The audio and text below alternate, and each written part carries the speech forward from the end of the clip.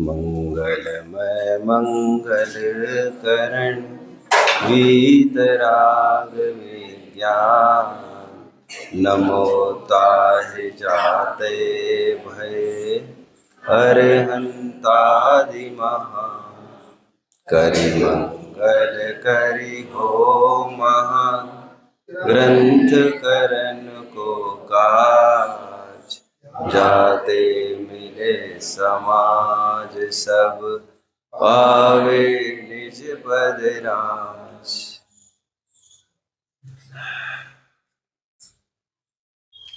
नहीं समय साराद उत्तरम किंचिदस्ति। ऐसा अमृतचंद्र स्वामी जय घोष कर रहे हैं और उनकी गूंज अद्योपान समग्र समय सार में गूंज रही है। नथिंग बियॉन्ड समय सार, नथिंग अबव समय सार, समय सार ही सब कुछ है। ऐसा अमृतचंद्र स्वामी जी फरमाते हैं आत्मख्याति में। यह मैं जानता हूं और बावजूद उसके मैं ये कह रहा हूं, यदि मुझे कुछ बोलने की आजादी दी जाए तो मैं ये जरूर कहूंगा, छोटा मुंह बड़ी बात भी हो सकती है, आई मीन लग सकती है आपको। अमृतचंद्र स्वामी जी इसीलिए कह रहे हैं क्योंकि उनके सामने अभी मोक्ष मार्ग प्रकाशक नहीं था।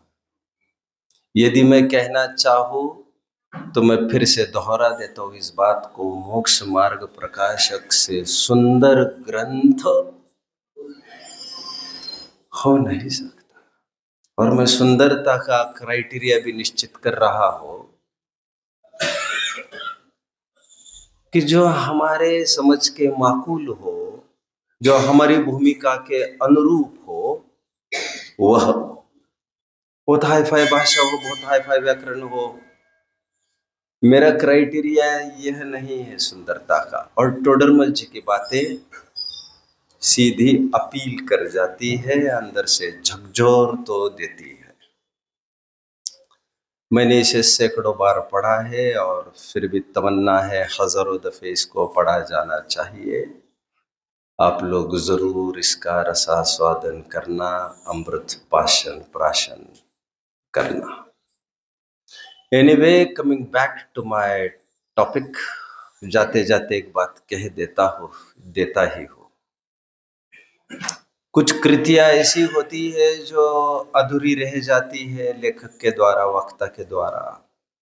जैसे आप जानते हैं आदि पुराण के रचयिता जिनसेन आचार्य थे। भला अपने ग्रंथ का नाम कोई आदि पुराण थोड़ी देता है। उनके दिमाग में था मैं 24 तीर्थंकरों का पुराण कह जाऊंगा, बट चेकआउट टाइम आ गया और तब तक आदिनाथ भगवान का ही चरित्र लिख चुके थे। आदि इज नॉट, आदि doesn't stand for Adinath, it stands for पूर्वार्ध पार्ट, पूर्वार्ध।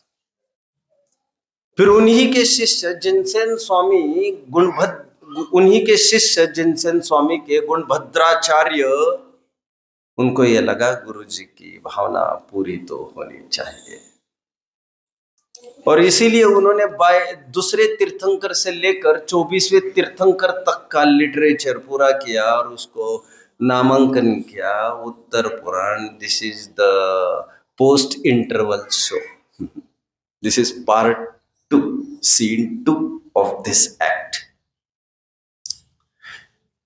उसमें कोई बड़ी बात नहीं थी आदि पुराण की पूर्णता करना, यहां तक कि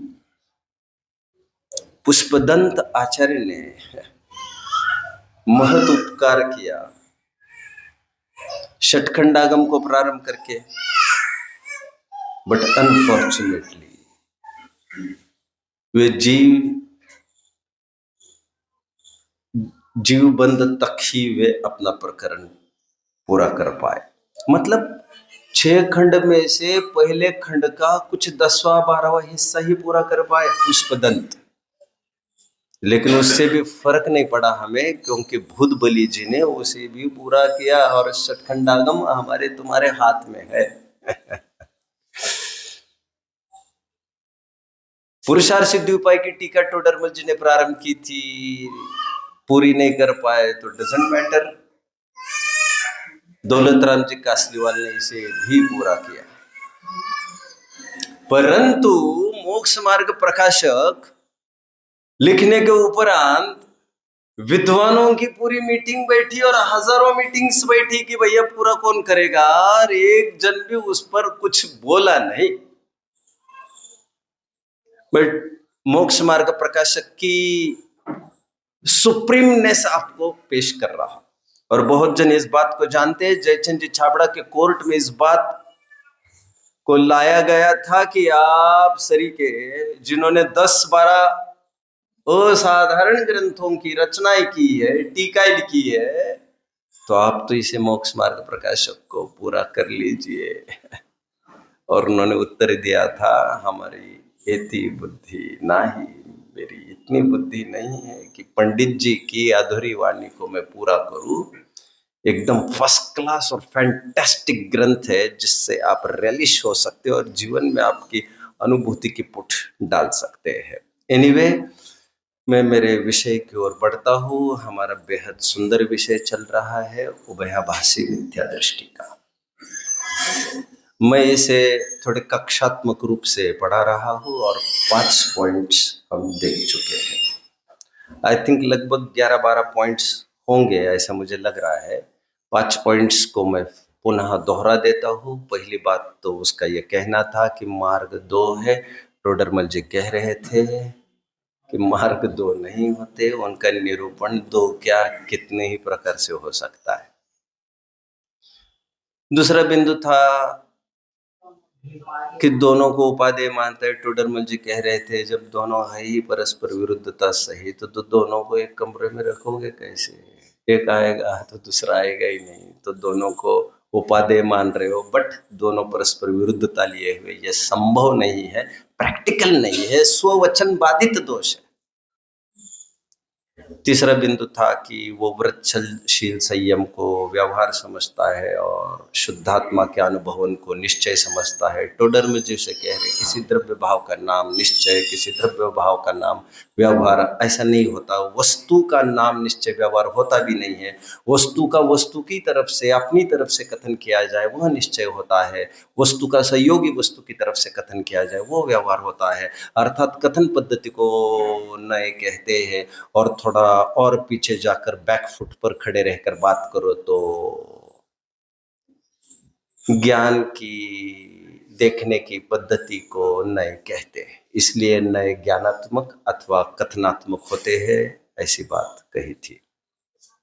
फिर चौथा बिंदु फिर वही उठा था जो दूसरा बिंदु था। टोडरमल जी कह रहे थे, जो दोनों को अंगीकार करने की बात करता है, निश्चय और व्यवहार की। पंडित जी कहते हैं कि लेकिन ये यदि एक से काम सदता है तो दूसरे की जरूरत क्यों पड़ी? फिर यदि शुद्धात्मानुभवन ही मोक्ष मार्ग है तो व्रतशील संयम किस काम के? और यदि व्रतशील संयम से ही मोक्ष मार्ग होता है तो शुद्धात्मानुभव का क्या काम रहेगा? चौथा पॉइंट था। फिर पांचवा पॉइंट तीसरे पॉइंट का ही एक कंटिन्यूएशन था, ऐसा मैं बोल रहा था, जिसकी कल पूर्णता हुई और जिसमें फिर वही बात थी, शुद्ध आत्मा के अनुभवन को निश्चय और व्रतशील संयम को व्यवहार। वो कहता है इसके ए और बी ऐसे 2 सेक्शंस बनेंगे जो कल मैंने नहीं कहा था। ए पार्ट तो हमने पूरा किया, बी पार्ट अभी बस रीड करेंगे। बी पार्ट व्रतशील संयम वाला और ए पार्ट शुद्धात्मा के अनुभवन वाला। टोडरमल जी ने कल स्ट्रेस इस पर तो दिया ही कि भैया शुद्धात्मा का अनुभव वो निश्चय नहीं है, उसे कहना अथवा जानना वो निश्चय होता है।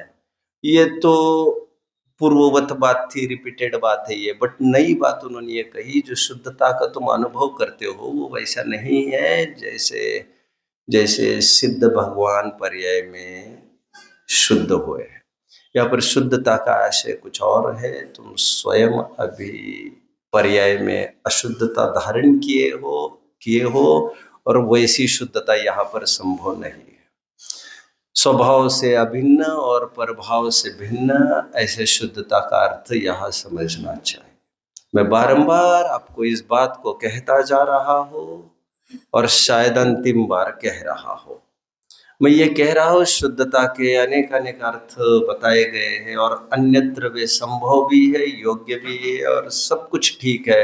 बट इस प्रकरण में टोडरमल जी उस शुद्धता की बात नहीं करते हैं जिससे भाव कर्म से रहित दिखाना अभिष्ट हो, क्योंकि यहाँ पर तो वो मान ही बैठे, उसको क्यों दिखाएंगे?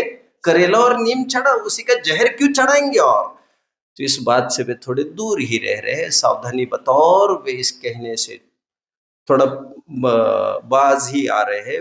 वरन वे ये कह रहे हैं आप स्वयं शुद्ध अशुद्ध परयोग का पिंड है, बार बार उसको ये गले उतार रहे हैं।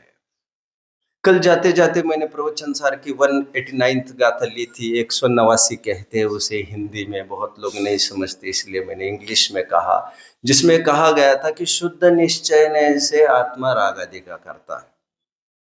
आगे बढ़ते हुए एक बार मैं कह ही दूं, वहां पर शुद्ध क्यों कहा? क्योंकि शुद्ध का अर्थ पर से भिन्न और अपने से अभिन्न होता है, और निश्चय नय का विषय पर से भिन्न और अपने से अभिन्न होता है, और निश्चय नय का विषय शुद्ध होता है। आई होप आप मुझे समझ रहे हो सभी, तो मैं आगे बढ़ लूं। ओके, ठीक है। बी पॉइंट एक बार सरसरी नजर से पढ़ लेते हैं। 5th बी आपके सामने है और पेज 250 है। वैसे आज मैं टारगेटेड हूँ 3 पेजेस के लिए, 250, 251 एंड 252। ये 3 पेजेस आज मैं पूरे करूंगा। थोड़ा रैपिडली चलूंगा, लेकिन अन्याय तो नहीं होगा, इसका मैं ध्यान रखूंगा। देखिए 250 तथा, क्योंकि देखिए 249 का बॉटम फिर से देखिए, प्रश्न के 2 खंड बनाए हैं मैंने। यहाँ प्रश्न है कि समय सार आदि में शुद्ध आत्मा के अनुभव को निश्चय कहा है, सेमीकोलन भी है उसके आगे, तो मैं इसे ए के रूप में मार्क करता हूँ, और जो वृत्त तब संयम आदि को व्यवहार का उसे बी के रूप में। तो ए का स्पष्टीकरण कर चुके हैं, अभी बी की तरफ मैं बढ़ रहा हूँ। तथा व्रत तप 250 पेज पर अब मैं हूं। तथा व्रत तप आदि मोक्ष मार्ग है नहीं, निमित्त आदि की अपेक्षा उपचार से इनको मोक्ष मार्ग कहते हैं, इसलिए इन्हें व्यवहार कहा। ये पूर्ववत ही है, कोई नवीन बात खास नहीं है। इस प्रकार भूतार्थ अभूतार्थ मोक्ष मार्ग पने से इनको निश्चय व्यवहार कहा है, सो ऐसा ही मानना। परंतु यह दोनों ही सच्चे मोक्ष मार्ग हैं, इन दोनों को उपादेय मानना यह तो मिथ्या बुद्धि है। 5 पॉइंट्स कंप्लीट। छठे पॉइंट की तरफ बढ़िए। छठे पॉइंट भी आपको फिर ऐसा लगेगा यह तो रिजेंबल कर रहा है 5वें पॉइंट से और तीसरे पॉइंट से, बट फिर भी मैं नए नए पॉइंट्स इसे बना रहा हूँ। काफी लोग बिना ग्रंथ के बैठे हैं, उनको उतना मजा तो आना कदापि ही संभव नहीं है, तो मैं उनको, मजबूरियां हो सकती है कि पीछे कुछ रखने के लिए नहीं है, लेकिन घर पर जाकर आप पुनः इन प्रवचनों को सुने, ग्रंथ को सामने रखकर, तो आपको फल मिलेगा। फल यहाँ आने का नहीं होता है, और फल ना ही कानों पर वचनों के पढ़ने का होता है। फल होता है रीझने का। समझ में आता है? तो टोडरमल जी की भाषा में उपदेश तो शिक्षा मात्र है, फल तो जैसा पुरुषार्थ करेगा वैसा पाएगा। और पुरुषार्थ उसे कहते हैं जिसमें एनालाइजेशन पूर्वक हम विषय को हृदयंगम करें। एनीवे, छठे पॉइंट की तरफ मैं बढ़ रहा हूं। उसका ये कहना है अभी कि श्रद्धांत तो निश्चय का करना और प्रवृत्ति व्यवहार रूप करना। ये प्रश्न मैंने कहा ये तीसरा और 5वें वत ही है वैसे, लेकिन थोड़ा फर्क क्या हुआ है? वहां पर कह रहे थे शुद्धात्मा का अनुभव वो निश्चय और व्रतशील संयम सो व्यवहार। यहाँ क्या कह रहा है वो प्रश्न? तो ये कह रहा है श्रद्धांत तो निश्चय का करना और प्रवृत्ति व्यवहार रूप करना। लेट्स रीड, पहले हम पढ़ लेते फिर मैं समाधान कर दूं। देखिए, वह कहता है कि श्रद्धांत तो निश्चय का रखते हैं, और प्रवृत्ति व्यवहार रूप रखते हैं। इस प्रकार हम दोनों को अंगीकार करते हैं। अब देखिए, बोलने में कुछ भी आपत्ति नहीं है ऐसी, लेकिन बोलने के पीछे बैक ऑफ द माइंड वो उसके सार को नहीं समझ रहा है। Again again, please please please please. अक्सर यह होता है, मैंने एक दिन भी थोड़ा संकेत किया था, महावीर जयंती के दिन प्रश्न लगभग पूछा जाता है, बोलो भगवान का जन्म कहाँ हुआ था, और छोटे छोटे बच्चे ये बोल जाते हैं कि चैत्र शुक्ल त्रयोदशी को महावीर भगवान का जन्म हुआ था। उनको बड़े बड़े लोग तुरंत नकार देते हैं और उनकी हिंदी कर देते हैं और कहते हैं नहीं, भगवान का तो जन्म होता ही नहीं। अक्सर ऐसा होता है। तो मैं ये कह रहा हूं कि भगवान महावीर का जन्म चैत्र शुक्ल त्रयोदशी को हुआ था, यह कहने में आपत्ति कुछ नहीं है भाई। द्रव्य निक्षेप सब चलता है, सब चलता है। द्रव्य निक्षेप से ये स्वीकृत है, नयगम नए से ये सब स्वीकृत है, ये सब स्वीकृत है। बट हमने जो उसे चेक किया भरी सभा में, उस छोटे बच्चे को ये कह कर कि भैया भगवान का तो जन्म ही नहीं होता है, ये कहकर हम उसको इतना कहना चाहते हैं कि हिंदू संस्कृति में जिस प्रकार भगवान का जन्म मरण होता है उसी प्रकार हमारे यहाँ मान्यता नहीं है। 18 दोषों का अभाव भगवान के हुआ है, जन्म मरण से व्यतीत होते हैं। ऋजु सूत्र नए से जब वे जन्मे थे तब वे भगवान थे नहीं, और जब वे भगवान है तब अभी जन्मने का कोई सवाल नहीं। हमने अप्रोच ऋजु सूत्र नए से किया, उसने उत्तर नैगम नए से दिया था। उत्तर में कोई दिक्कत नहीं है उसके, बट उसके पीछे बैक ऑफ द माइंड उसको टेक्निकल भूल ना बनी रहे, इसलिए हम ऋजु सूत्र नए का प्रयोग करके उसको ये भी बात बताते हैं। कितने जन मुझे समझ रहे हैं? शाबाश शाबाश। बस उसी लाइंस पर यहां पर समझना, वो जो बोले जा रहे हैं वो सब सही बोले जा रहा है यदि आशय ठीक हो तो।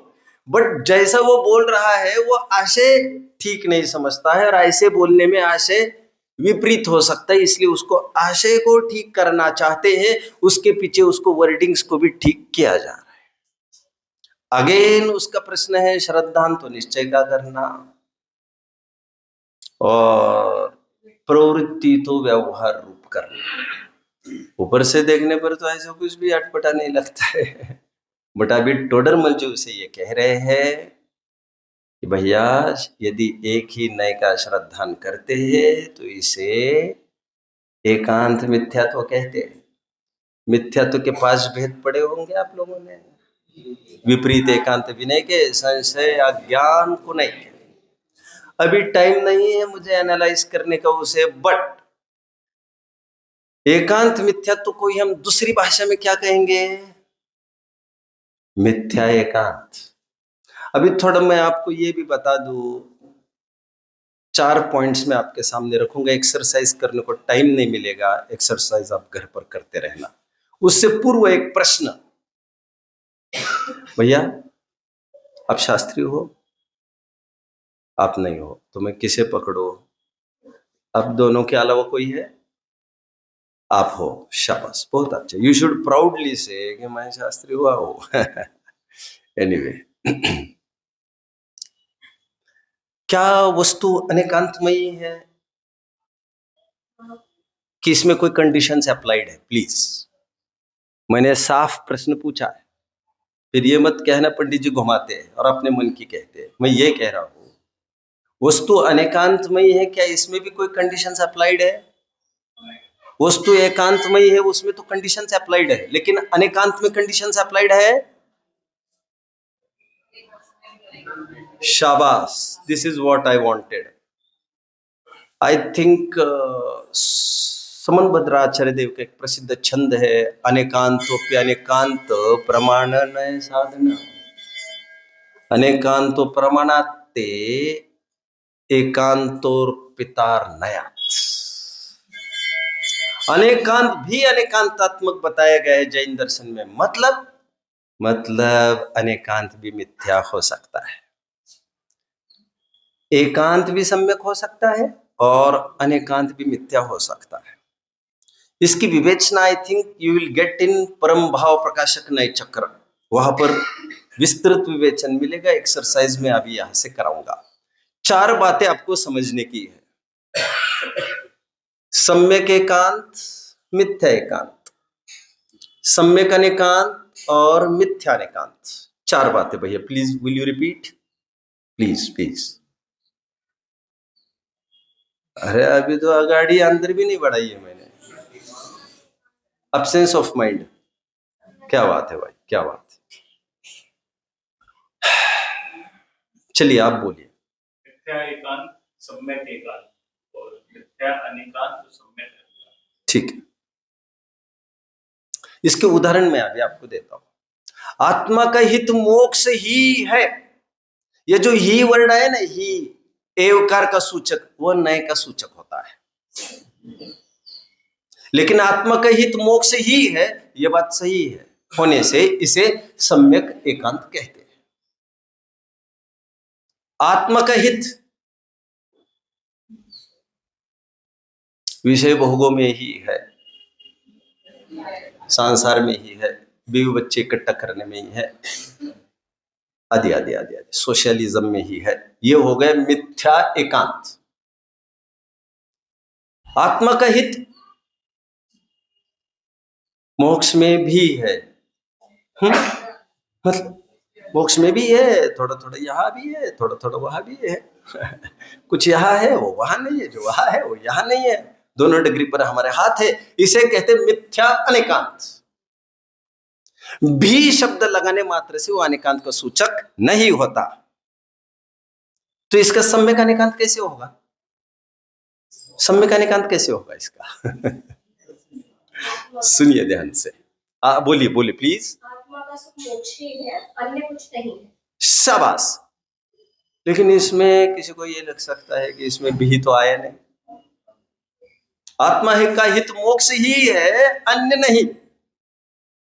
उसमें भी तो आया नहीं, और जो भी की राह देख रहा है अनेकांत की सिद्धि के लिए, उसको तुम्हारी छटपटाहट होगी। तो उसे कहा जाता है भैया, अस्ति नास्ति दोनों का एक साथ आना, परस्पर विरोधी धर्म का बखान करना, वही अनेकांत होता है।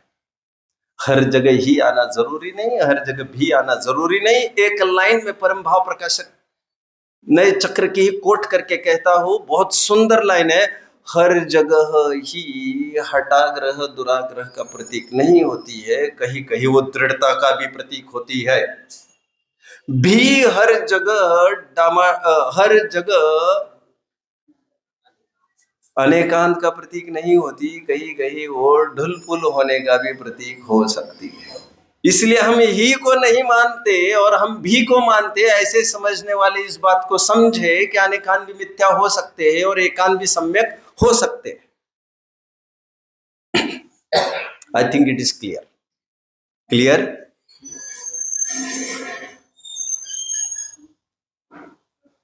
और जैसा मैंने 2-3 दिन पहले कहा था, समंत भद्राचार्य देव कहते हैं, हम अपेक्षा मुंह से लगाए तब तो लगाई ही है, लेकिन मुंह से ना लगाए तब भी तुम हमें आकर पूछ लेना, क्योंकि बिना अपेक्षाओं के यहां कुछ भी नहीं हुआ करता।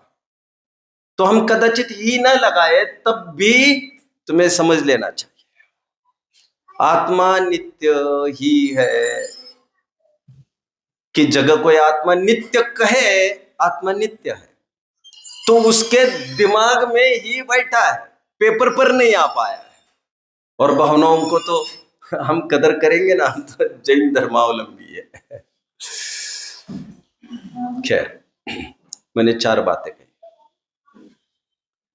मिथ्या, सम्यक एकांत, मिथ्या एकांत, सम्यक अनेकांत और मिथ्या अनेकांत। यहां पर उसका प्रश्न था कि श्रद्धांत तो निश्चय का करते हैं, तो टोडरमल जी कह रहे नहीं, दिस वन डू।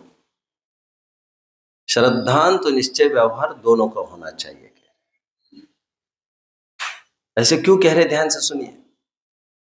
हमें तो यही पढ़ाया गया है कि ज्ञान दोनों का हो सकता है भले, लेकिन श्रद्धांत तो निश्चय का होता है। वो श्रद्धांत दोनों का होना चाहिए। पंडित जी जो उत्तर में कहेंगे, अभी जो पढ़ के दिखाऊंगा मैं, वो कहना भी यही चाहते हैं कि नॉलेज दोनों का होना चाहिए। बात श्रद्धांत की कर रहे, लेकिन करनी ज्ञान की हो। कभी कभी बात ज्ञान की करते हैं और करनी श्रद्धान की होती है। जानेगा तो श्रद्धान करेगा। पेज नंबर 78 टॉप 80 टॉप, इसी मोक्ष मार्ग प्रकाशन। टोडरमल जी ये कहना चाहते हैं कि तुम्हें श्रद्धा निश्चय का और व्यवहार का दोनों का करना चाहिए। दोनों का करिए, मतलब समग्र वस्तु पहले समझिए और समग्र वस्तु समझकर फिर केवल निश्चय का श्रद्धान करना होता तब तो फिर चलता, लेकिन वो उसने ऐसा नहीं किया। वो समग्र वस्तु समझता ही नहीं है, इसीलिए उसे ये बोला जा रहा है। थोड़े टाइम पहले और एक प्रकरण चल रहा था, शुद्ध आत्मा के अनुभव को मोक्ष मार्ग मानकर संतुष्ट हुआ है। राइट, मैं पहले दिन बोल रहा था इस बात को, पहले दूसरे दिन। वो चूक क्यों है? वो चूक इसीलिए है क्योंकि तुमने समग्र वस्तु पूर्वक ऐसा श्रद्धान नहीं किया है। काश समग्र वस्तु पहले समझते फिर ऐसा मानते तो यही लाइन सही हो जाती। नहीं तो आपको लगता होगा, वन पढ़े थे ना हमने 3-4 आधार उस दिन, 199 टॉप पर शुद्ध एक आत्मा के ज्ञान को ही मोक्ष मार्ग मानता है। भूल बता रहे थे। तो आम लोगों को लगता है आत्मज्ञान मोक्ष मार्ग नहीं तो और क्या है। भैया आत्मज्ञान 7 तत्वों में कोई जीव तत्व ही नहीं है। पहले आश्रव को भी जानो, बंध को भी जानो, उनको जानने पूर्वक उनका त्याग होना चाहिए, इतना बस कराना चाहते हैं। और टोडरमल जी जानते हैं इसको, अनेकांत में वस्तु का ही अच्छा ज्ञान नहीं है। पहले तो वस्तु का ज्ञान करो, इसलिए प्रमाण पूर्वक नई की प्रवृत्ति हुआ करती है। समग्र वस्तु जाने बिना मुख्य गौण कर नहीं सकता आदमी, इसलिए बारंबार समाज में कहा जाता है भैया पहले प्रवचन सार पढ़ो, पहले पंचास्तिकाय संग्रह पढ़ो, समग्र वस्तु को जानो पहले और फिर समय सार को जानो। अच्छा मुझे ये बताइए, समय सार का आत्मा सच्चा है कि प्रवचन सार का आत्मा सच्चा है?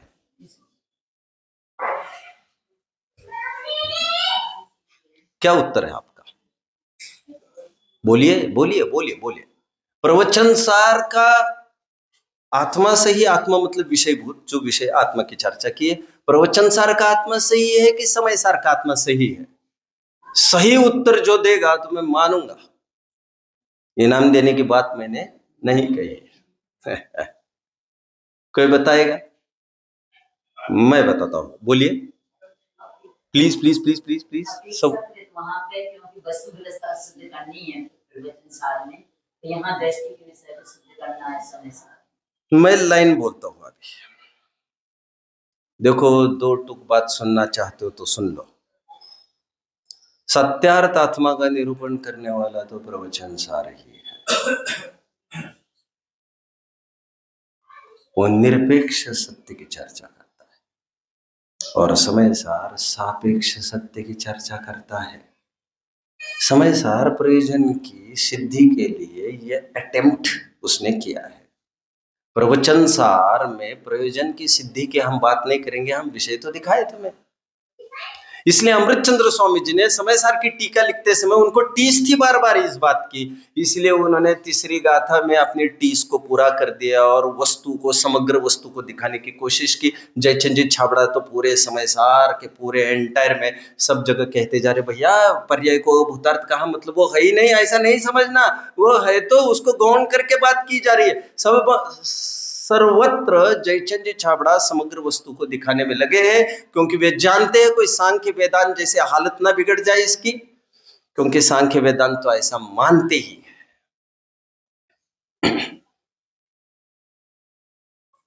राग द्वेष हो रहे हैं, सांख्य वेदांत मानते प्रकृतिकृत है, अपने को क्या करना। प्रकृति मतलब वहां पर ईश्वर, लेकिन निश्चयभाषी प्रकृति मतलब कर्म मान बैठा है और वो कहते हैं उसने किया है वही हटाएगा, मुझे क्या करना, मुझे क्या करना। अरे सब वही करा था तो कभी सिद्धों को भी करा था, और फिर पुरुषार्थ की कहा बात रहती फिर। मतलब तुम तो एक कठपुतली बनना चाहते हो, किसी की गुलामी, तुम एक पपेट बनना चाहते हो। पपेट, हमारी उंगलियों पर नाचना तुम बेहतर समझते हो और ऐसा जीव तुम प्रिफर करते हो। अभी वही प्रकृति का अनुदय होगा तो फिर चला भी जाएगा भैया गुस्सा। अभी पढ़ लेना, सब जगह लिखा है। एनीवे, टोडरमल जी उसे कहते तू श्रद्धान केवल निश्चय करता है, ये ठीक नहीं है। श्रद्धान निश्चय के साथ व्यवहार का दोनों का होना चाहिए। एकांगी श्रद्धा काम की नहीं है। एकांगी श्रद्धा मिथ्या एकांत कहलाती है, अथवा एकांत मिथ्या तो कहलाती है। ये बात को अभी यहाँ पर बताएंगे। वैसे लोग का प्रश्न है, मैं सिंप्लीफाई और कर लेता हूं। क्यों भैया हम धर्मेंद्र को मानते, धर्मेंद्र पद्मावती को मानते हैं? प्लीज एक मिनट एक कक्षा ऐसी चली जिसमें यंगस्टर सब जुड़ जाए। अटेम्प्ट तो करिए, आप कोशिश तो करिए, और समाज वाले खूब खूब अनुमोदना दीजिए शास्त्रियों को, जिससे उनको उबारी आ जाए थोड़ी। और जितना प्रेम देंगे, समर्पण देंगे स्थानिक विद्वानों को, उससे वे तैयारी भी करके आएंगे। तैयारी करके आकर पढ़ाना है भैया।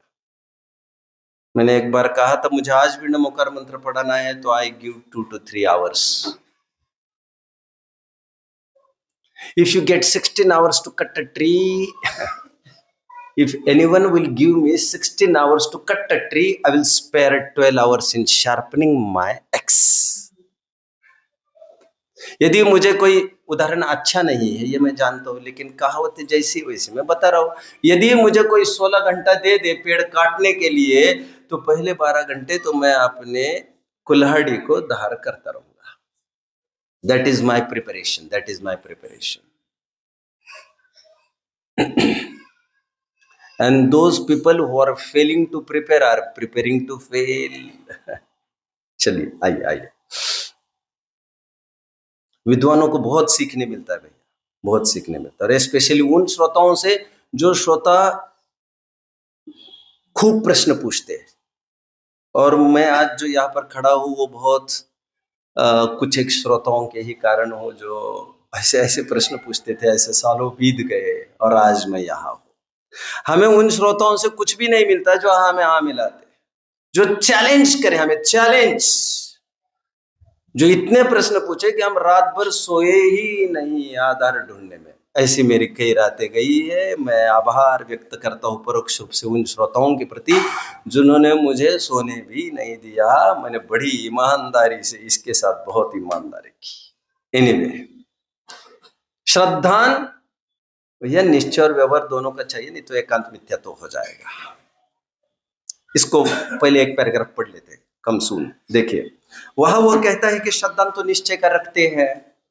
ये मैंने बनाया है 6वां पॉइंट। केवल इतना प्रश्न है मेरा, मैंने 2 विभाजन इसके किए, उसका उत्तर देखिए। सो ऐसा भी नहीं है क्योंकि निश्चय का निश्चय रूप और व्यवहार का व्यवहार रूप श्रद्धान करना योग्य है। हम एक प्रश्न पूछते पूछते रह गए, राइट। मैंने प्रश्न पूछा था, क्या भैया अपन धर्मेंद्र को मानते हैं, धर्मेंद्र पद्मावती को मानते हैं? तो बोली भाषा में हम यही कहेंगे, हम नहीं मानते। लेकिन नहीं मानते का अर्थ ये भी हो सकता है कि क्योंकि मानना जानने पूर्वक होता है, हम जानते ही नहीं तो मानेंगे कैसे?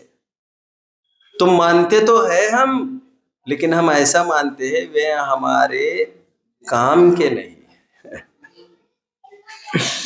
चलिए मैं और एक मामला थोड़ा पेचीदा करता हूं। क्या हम भगवान को मानते हैं? जैनेतर लोग जैनियों को नास्तिक करार दिए, ये ईश्वर को नहीं मानते। तो ये क्या सही है? बिल्कुल सही है।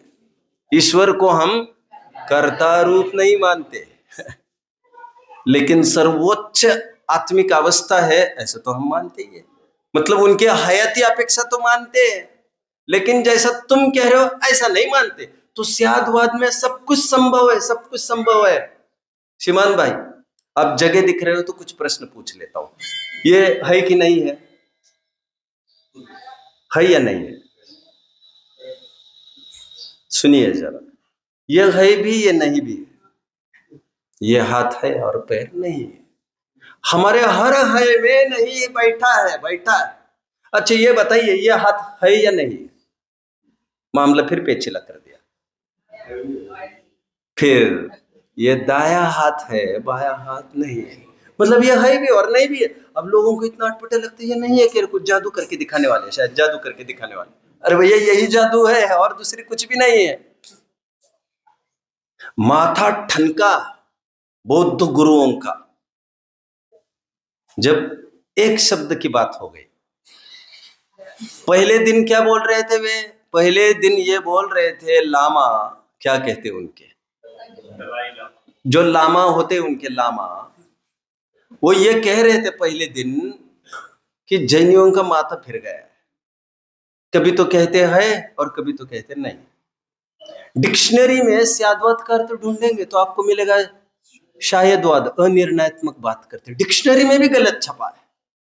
इसलिए आदि शंकराचार्य को समझाया गया था इस बात को कि भैया स्याद्वाद समझना तुम्हारे भी बस की नहीं है। ये मुंह पर बोला था। Anyway, come back. पहले दिन इतनी सी तो बात कह रहे थे वे लामा कि ये जैनी लोग है भी कहते और नहीं भी कहते, इनका स्याद्वाद छल है, छल। रात में क्या किया था जाकर, और पर एक शब्द प्लेस किया था, केवल स्यात। क्या किया था, रात में जाकर स्यात शब्द लिखा था चुपचाप। तो दूसरे दिन उस स्यात शब्द को पढ़कर उनका माथा ठनका और उनको लगा यहां पर कोई जैनी है। क्योंकि किसी अपेक्षा से है कह रहे, किसी अपेक्षा से नहीं कह रहे हैं। हमारा हा ना कहना अनिर्णयात्मक ढुलपुल मुरादिबादे लोटे जैसा नहीं है। हम होश में हैं, हम जो बोल रहे हैं हमारी अपेक्षा हम जानते हैं। एनीवे, चलिए देखिए। हाँ, तो भैया आप समझ गए, हम भगवान को मानते हैं, भैया भगवान को भी हम नहीं मानते हैं। यदि कोई कहे तो डरना नहीं चाहिए, घबराना नहीं चाहिए, कैसा नास्तिक है, ऐसा थोड़ी बोलते हैं, ये थोड़ी बोलते हैं। भैया हम कर्ता रूप नहीं मानते, ऐसा हम कह रहे हैं। इतना से याद होता। हम धर्मेंद्र पद्मावती को मानते हैं क्या, हम उन्हें वीतरागी रूप नहीं मानते, पूज्यापेक्षा नहीं मानते, सत्ता उनकी मानते और अच्छे लोग हैं, वे भी होंगे, सम्यक दृष्टि भी होंगे। आप समझ रहे, हम कोई मिथ्या दृष्टि भी करार नहीं दे रहे, यद्यपि वे मिथ्यात्व में पैदा हुए थे, हाँ या ना, बहुंतरिक देव मिथ्यात्व में ही पैदा होते हैं। ऐसा होने पर भी बाद में सम्यक अर्जित भी क्या होगा, पार्श्वनाथ को बचाने का उनको राग आया तो ये भी जायज राग है, कुछ भी बात नहीं है इसमें दिक्कत की। अच्छे है, लेकिन अच्छे होने से पूज्य तो नहीं हो जाते। नहीं वे महाराज जी बहुत अच्छे हैं, बहुत अच्छे हैं। चलिए बात को आगे बढ़ाइए, चलो। प्रवृत्ति तो द्रव्य की परिणति है, वहां जिस द्रव्य की परिणति हो उसको उसी की प्ररूपित करे। सेम रिपीटेड कथन है। सो निश्चय नय और उसी को अन्य द्रव्य की प्ररूपित करे, सो व्यवहार नय। ऐसे अभिप्राय अनुसार प्ररूपण से उस प्रवृत्ति को दोनों नए बनते हैं। प्रवृत्ति की बात कर रहे, बी पार्ट इसमें समाया है, लेकिन बी पार्ट में अलग सा 7वें पॉइंट के रूप में नीचे एनालाइज करने वाला हूं। ऐसा अभिप्राय अनुसार प्ररूपण से उस प्रवृत्ति को दोनों नए बनते हैं। कुछ प्रवृत्ति ही तो नए रूप नहीं है, इसलिए इस प्रकार भी दोनों नयों का ग्रहण मानना मिथ्या है। बी का छोटा सा पॉइंट यहाँ पर आ गया है, उत्तरार्ध पार्ट, और प्रवृत्ति व्यवहार रूप है, उसका थोड़ा सा अंश इसमें आ गया है। कुछ लोग ये कहने में लगे हैं कि ये निश्चय वाले हैं, ये व्यवहार वाले हैं। भैया ये दो संप्रदायों के नाम नहीं है, ये तो सम्यक ज्ञानी के देखने के नजरिए है, और सम्यक ज्ञानी के दोनों नजरिए हुआ करते हैं। जिसके पास एक नहीं उसके पास दूसरा भी नहीं हुआ करता। और सुन लीजिए, निश्चय वाले तो जो स्वरूप गुप्त है वे निश्चय वाले हैं। तुम हमको निश्चय वाले कह रहे हो, केवल हम ऊपरी हमें हमारे फीचर्स देखकर। भैया हम भी लोग समझ ले इस बात को, क्योंकि कुछ लोग ये बोलने लगे वे व्यवहार वाले, हम निश्चय वाले। भैया तुम भी निश्चय की चर्चा वाले हो, और निश्चय की चर्चा भी व्यवहार होती है। व्यवहार जिसको स्वरूप की प्राप्ति हुई है, जो शुद्ध भाव की प्राप्ति हुई है, जिसने आत्मा का स्पर्श किया है, वो निश्चय वाला है। वो भी निश्चय व्यवहार उभयात्मक है। एनीवे, अभी देखिए, प्रवृत्ति को व्यवहार रूप कहने वालों का खंडन यहां से किया जाएगा। निश्चय ने से जो निरूपण किया हो उसे तो सत्यार्थ मानकर उसका श्रद्धान अंगीकार करना, और व्यवहार से जो निरूपण किया हो उसे असत्यार्थ मानकर उसका श्रद्धान छोड़ना। अभी देखिए टोडरमल जी के बोलने में कैसा फर्क पड़ा। ऊपर क्या बोल रहे थे, भैया दोनों का श्रद्धान करना चाहिए। नीचे क्या बोल रहे हैं, व्यवहार का श्रद्धान छोड़ना चाहिए। लेकिन ये दोनों बातें एक ही बात की तरफ संकेत करती है। यहाँ पर छोड़ने का तात्पर्य इसे असत्यार्थ जानकर छोड़ना चाहिए, उपादेय रूप नहीं। हम दोनों को ग्रहण करने का तात्पर्य दोनों उपादेय, ऐसा भी नहीं। गेटिंग? और एक को छोड़ने का तात्पर्य हम समग्र वस्तु को पहले जाना नहीं है, ऐसा भी नहीं। दोनों बातें समझना चाहिए। चलिए, अभी यही समय सार कलश में कहा है, मैं कलश नहीं पढ़ता हूं, सीधा आगे बढ़ते। अर्थ, क्योंकि सर्व ही हिंसा, यहां पर यह बताया जाएगा। अभी देखिए जरा दूसरा उसका सब क्वेश्चन क्या था, मतलब 7वां पॉइंट हमारा क्या है, व्यवहार प्रवृत्ति रूप है, ऐसे वो मानता है।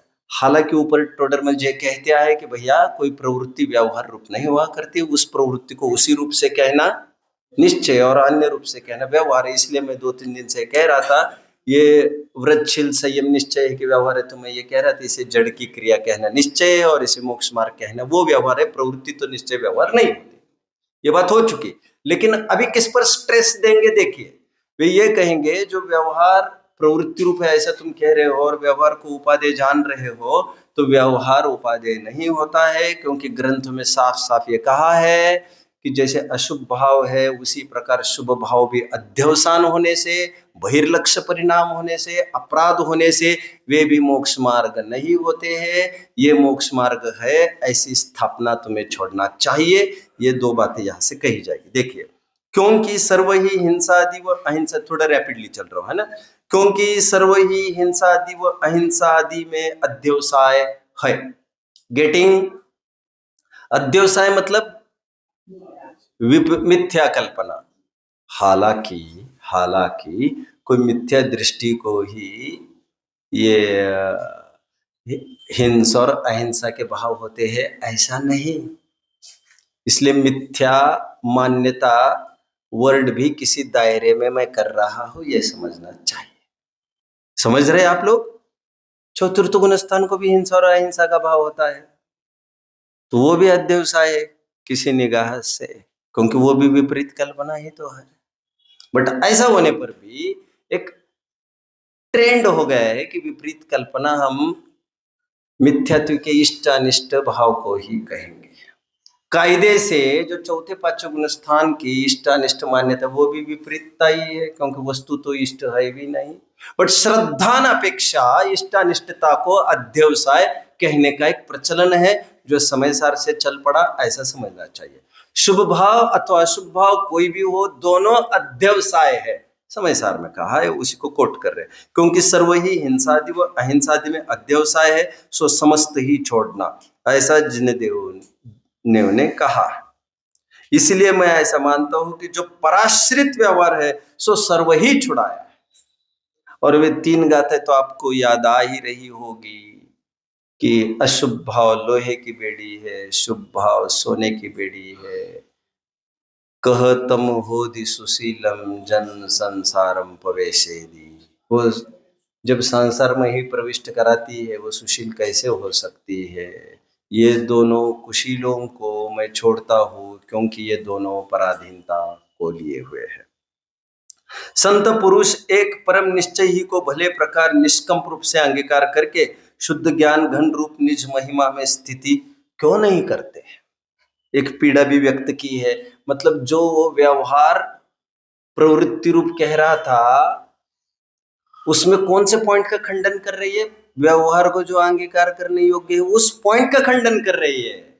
व्यवहार प्रवृत्ति रूप होता है, वो प्रवृत्ति निश्चय व्यवहार नहीं होता, उसका खंडन ऊपर करके आए और पीछे भी करके आए थे 5वें और 3रे पॉइंट में। नई बात यहाँ पर ये हुई कि यहाँ पर जो जिस व्यवहार को तुम आलम्बन मान रहे हो वो आलम्बन बताया गया था किसी किसी को किसी किसी काल में, बट श्रद्धान में तो उसको थरोली सदाकाल उसको ही माना जाता है। भावार्थ, यह व्यवहार का तो त्याग कराया है, इसलिए निश्चय को अंगीकार करके निज महिमा रूप प्रवर्तना युक्त है। आगे भी कह रहे हैं, ये इस गाथा को पढ़ेंगे क्योंकि बड़ी छोटी गाथा है ये। जो सुतो व्यवहारे सो जोई जग गए सका जम्मी, जो जग कदि व्यवहारे सो सुतो अपने कच्चे। जो व्यवहार में जागता है वो निश्चय में सो जाता है, जो अपने कार्य में निश्चय में नहीं, जो अपने कार्य में जागता है वो व्यवहार में सो जाता है, अपना कार्य मतलब निश्चय। तो यहाँ पर ये दिखाया गया है जो व्यवहार का अंगीकार करने का आग्रह रखते हैं उनको ये बताया गया है भैया वो साथ रहता है, केवल उसको उपादेय मानने की बात नहीं है।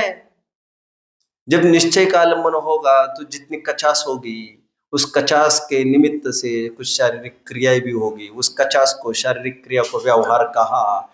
तो दोनों होते हैं, दोनों मोक्ष मार्ग में होते हैं, ऐसा तुम नहीं मान रहे थे इसलिए हमें कहना पड़ा कि दोनों होते हैं। लेकिन दोनों होते हैं का तात्पर्य यह नहीं है कि दोनों उपादेय। गेटिंग? देखो घर में लड़का भी होता है और लड़की भी होती है। आज तो टाइम बहुत बदल गया है, पहले तो टाइम थोड़ा हल्का भी रहा होगा। प्रेम किससे ज्यादा करते हो भैया? वैसे एक उत्तर तो यही है कि प्रेम तो बराबरी से ही करते हैं। आजकल तो एजुकेशन में भी खूब लड़कियों पर भी खर्च करते हैं लोग, क्यों करते हैं अभी वो उनकी वो जाने। बट प्रेम दोनों को एक सरीका करने पर भी, ऊपर से कुछ भी फर्क न दिखने पर भी, कदाचित हम पक्षपात लड़की की ही तरफ से करते हैं। वो लड़का बार बार ये कह रहा है आप न्याय नहीं कर रहे, आप पक्षपात कर रहे, आप उसी की दीदी की साइड लेते हो। भैया ये पक्षपात तो है, लेकिन ये तेरे पक्ष का है, क्योंकि थोड़े दिन के मेहमान है, अंतरंग दृष्टि ये कहती है ये जाने वाली है। और लड़की लेट क्यों आई? लड़का 11 बजे आए, कोई बात नहीं भैया सो जाओ। लेकिन लड़की इतने बजे के बाद क्यों आई, ऐसे क्यों आई? लड़की को लगता है मेरे साथ अन्याय हो रहा है, वो इसलिए हो रहा है। सुखी सुरक्षित रूप से हम जिनको हवाले करना है कर ले, और लड़कों का क्या बिगड़ने वाला है? वह आभूषण तो लड़कियों के पास होता है, शील नाम का आभूषण जिसे प्रेमचंद जी कहते हैं, वो आभूषण हमें संभालना पड़ता है। एनीवे लड़का लड़की दोनों को बराबर ग्रोइंग्स होने पर भी, उनके बराबर केयरिंग्स होने पर भी श्रद्धान में तो पक्का होना चाहिए ये पराय धन है, ये स्वधन है। ठीक उसी प्रकार दोनों बराबर निश्चय और व्यवहार दोनों मोक्ष मार्ग में चलते हुए भी फर्क पड़ता है, वो अभिप्राय का पड़ता है। अभिप्राय का बिजनेस हमारा ये है, ये तो क्या साइड बिजनेस नहीं है, ये हमारी मजबूरी है। चलिए टोडरमल जी आगे कहते हैं ये चारित्र नहीं है, चारित्र का मल है। मल लिखा है ना, कहां पर लिखा है? ये संबद्ध तत्व संबंधी भूल में चारित्र का प्रकरण देख लेना। ये चारित्र नहीं, चारित्र का मल है। चलिए देखिए, जो व्यवहार में सोता है वो योगी अपने कार्य में जागता है, तथा जो व्यवहार में जागता है वो अपने कार्य में सोता है। इसलिए व्यवहार नय का श्रद्धान छोड़कर निश्चय नय का श्रद्धान करना योग्य है। बात वही आ गई। क्या कहा उन्होंने अंत में? व्यवहार नय का श्रद्धान छोड़ना और किसका श्रद्धान करना? और थोड़ी देर पहले पंडित जी क्या कह रहे थे? जब वो केवल निश्चय का श्रद्धान कर रहा था तो उसको ये कह रहे थे नहीं भैया श्रद्धान तो दोनों का करना चाहिए। अभी अंत कहाँ तक किया है टोडरमल जी? नहीं भैया श्रद्धान तो निश्चय का ही करना चाहिए। इसलिए मैं बारंबार कह रहा हूँ, बोलने में कुछ नहीं है, बोलने में ऐसे भी बोला जाएगा वैसे भी बोला जाएगा, फर्क पड़ता है वो आशय का पड़ता है, आशय का। चलो मैं आपको वैसे ही प्रश्न पूछता हूँ। वस्तु अनंत, आत्मा अनंत धर्म वाली है, ये किसका विषय है? किसका विषय? ज्ञान का तो है। कौन बोला ये? बहुत अच्छा, बहुत अच्छा, बहुत अच्छा। इसलिए कहा क्योंकि आप बोले और मुझे चाहिए कोई ना कोई कुछ बोले तो तभी तो मैं कुछ बोलूं। अब मैं ऑपरेशन कर लेता हूं। अब मैं फिर प्रश्न पूछता हूं आपको। आत्मा अनंत धर्मों का पिंड है, ये किसका विषय है? मैं पूछूं तो ध्यान रखना। इसे तरीके से देखो तो ये प्रमाण का भी विषय दिख रहा है, और तरीके से देखो तो ये शुद्ध नय का विषय भी दिख रहा है। हाँ या ना? यदि आपके दिमाग में अभेद बैठा हो तो, दिमाग में यदि भेद बैठा हो तो तरीके से तो ये व्यवहार का भी विषय दिख सकता है। हाँ या ना? मतलब शब्द तो अपने में कुछ नहीं है, फिर भी हमने कुछ करने की, जैसे आत्मा का राग किसका विषय है ये? अभी कोई ये कह सकते हो उपचरित सद्भुत व्यवहार का विषय, और कोई ये कहता है ये अशुद्ध निश्चय का विषय। अभी कुछ लोग तुरंत ये कहते नहीं अशुद्ध निश्चय का विषय तो रागी जीव होता, रागी जीव। अरे वो तो हमने भाषा को थोड़े मोड़ने की कोशिश की है जिससे फर्क समझ में आए। बाद बाकी जीव का राग कोई अभेद रूप से देख रहा हो तब भी वो अशुद्ध निश्चय का ही विषय बनेगा। मतलब सब कुछ ज्ञान की विषय वस्तु पेपर पर लाई नहीं जा सकती। बहुत कहने पर भी तुम्हें समझना ही पड़ेगा। इसलिए कहते हैं वचन में ज्ञान नहीं है, वचन ज्ञान देने में समर्थ नहीं है आपकी। चलिए आगे। व्यवहार ने स्वद्रव्य परद्रव्य को, वो उनके भावों को, वो कारण कार्य आदि को किसी को किसी में मिलाकर निरूपण करता है। सो ऐसे ही श्रद्धांत से विद्यात्व है, इसलिए उनका त्याग करना तथा निश्चय ने उन्हीं का यथावत निरूपण करता है, किसी को किसी में नहीं मिलाता है। सो ऐसे ही श्रद्धांत से सम्यक तो होता है, इसलिए इसका श्रद्धांत करना, किसका? निश्चय का। ये हो गया 7वां पॉइंट कंप्लीट। मैं 8वें पॉइंट की ओर बढ़ रहा हूं। अभी 8वां पॉइंट ठीक 6वें का ही रिपीटेशन है, कुछ भी फर्क नहीं, ना प्रश्नों में ना उत्तर में, कुछ नहीं। या इसलिए मैंने एक दिन कहा था इसका प्लेसिंग अरेंजमेंट रीअरेंज थोड़ा होता तो और मजा आ जाता। और इसी प्रकरण में ऐसा है, ऐसा अन्यत्र मोक्ष मार्ग प्रकाशक में कहीं दृष्टिगोचर नहीं हुआ। यह प्रश्न है कि यदि ऐसा है तो जिन मार्ग में दोनों नयों का ग्रहण करना कहा है, सो कैसे? समाधान देखो, फिर रिपीटेशन लगेगा। जिन मार्ग में कहीं तो निश्चय नहीं कि मुख्यतः लिए व्याख्यान है, उसे तो सत्यार्थ ऐसा ही है ऐसा जानना, तथा कहीं व्यवहार नहीं कि मुख्यतः लिए कथन है, उसे ऐसा है नहीं, निमित्त आदि की अपेक्षा उपचार क्या है ऐसा जानना। अभी कह कर आए थे ये। इस प्रकार जानने का नाम ही दोनों नयों का ग्रहण है, तथा दोनों नयों के व्याख्यान को समान सत्यार्थ जानकर ऐसे भी है इस प्रकार भ्रम रूप प्रवर्तन से तो दोनों नयों का ग्रहण करना नहीं कहा है। अभी एक नया प्रश्न खड़ा होता है जो 9th क्वेश्चन है, 9th। और मैं और भी आगे का एक पेज नंबर रैपिडली लूंगा और ले रहा हूं और कंप्लीट हो भी जाएगा, घबराने की जरूरत नहीं है। शंकाकार ने शंका पूछी है, जब इतना है तो व्यवहार नहीं का निरूपण ही क्यों किया? फिर उसको ये नहीं समझ में आता है कि पहले स्थापित करना पड़ेगा और फिर उसको हटाना भी पड़ेगा। अरे विवाह होने के बाद तो सभी मोर नदी में बहाते ही है लेकिन शादी के टाइम में तो लगाते ही है। समय समय की बात होती है। Use a thorn to draw thorn. क्या कहा? कांटा पैर में घुसा था तो हम क्या करते हैं, दूसरे कांटे को ढूंढने चले जाते हैं बाहर। कोई अच्छा कांटा मिलेगा भैया, अच्छा कांटा मिलेगा। कांटे से परेशान आदमी पूछ रहा है और तो और। अभी उसको ये कहना है कि मुझे I want to draw thorn, मतलब बाहर निकालना है। तो वो और दूसरा कांटा पहले कांटे से थोड़ा लंबा लेता है वो, लेकिन ध्यान ये रखता है कि पहला कांटा निकालने पर उसी डस्टबिन में दूसरे कांटे को डालता है जिस डस्टबिन में पहले को, नहीं तो यही ना चुप जाने तो और मुश्किल खड़ी कर देगा। तो पहले उसको अप्लाई भी करना होता है और फिर इसे हटाने भी पड़ता है। व्यवहार का ये स्वरूप ही है कि पहले इसे कभी साधक कहा जाता है और बाद में यही निषिद्ध हो जाता है। ये रोल ही बना इसके लिए, ठीक है। फिर प्रश्न है कि यदि व्यवहार नया सत्यार्थ है तो उसका उपदेश जिन मार्ग में किस लिए दिया है? प्रसिद्ध है एक निश्चय। हूबहू वहां का आप 8वीं गाथा मूल पढ़ेंगे तो वहां का भी वही हेडिंग मिलेगा आपको। समाधान ऐसा ही तर्क समय सार में क्या है, वहां ये उत्तर दिया है। जय नवी सक्कमण ज्वानज भाषम बिना दुगाए तुम तह व्यवहार बिना परमत्व देश नमसक्कम। जिस प्रकार अनार्य अर्थात म्लेच्छ को म्लेच्छ भाषा बिना अर्थ ग्रहण कराने में कोई समर्थ नहीं, उसी प्रकार व्यवहार के बिना परमार्थ का उपदेश अशक्य है, इसलिए व्यवहार का उपदेश है। तो व्यवहार आया ही क्यों फिर? क्योंकि तुम्हारे लिए किया यार हमने इतना, और तुम्हें हमारे ऊपर इतना बरस रहे हो। तुम तब नहीं थी तुम्हारी स्थिति, तब हम इस वचन का प्रयोग करते तो तुम नहीं मानते इस बात को। तुम्हारी बुद्धि को देखकर हमने वो रुख अख्तियार किया था। आपने कभी एम्बुलेंस देखी है कि नहीं? देखी होगी तो पीछे से ही देखी होगी, आगे से नहीं देखी होगी। पीछे से मतलब अपना जो मिरर होगा उसी में से देखी होगी तो ये एम्बुलेंस दिखा होगा, सामने से देखी होगी तो एम्बुलेंस तो दिखेगी ही नहीं वो आपको। वो उल्टा लिखा रहता है भैया, उल्टा। वो इसलिए लिखा रहता है उल्टा एम्बुलेंस क्योंकि सामने से किसी को सामने से दिखने पर तो साइड देने ही वाला है। वो दिखना जरूर उसको पीछे से था भैया, जो उल्टा ही खड़ा था उसके लिए हमको उल्टा लिखना पड़ा है। मजबूरी का फायदा मत उठाओ। इसीलिए व्यवहार को पहले प्लेस भी करना पड़ा, फिर हटाने भी पड़ा। म्लेच्छों के मुख्यता से इसे करना पड़ा है।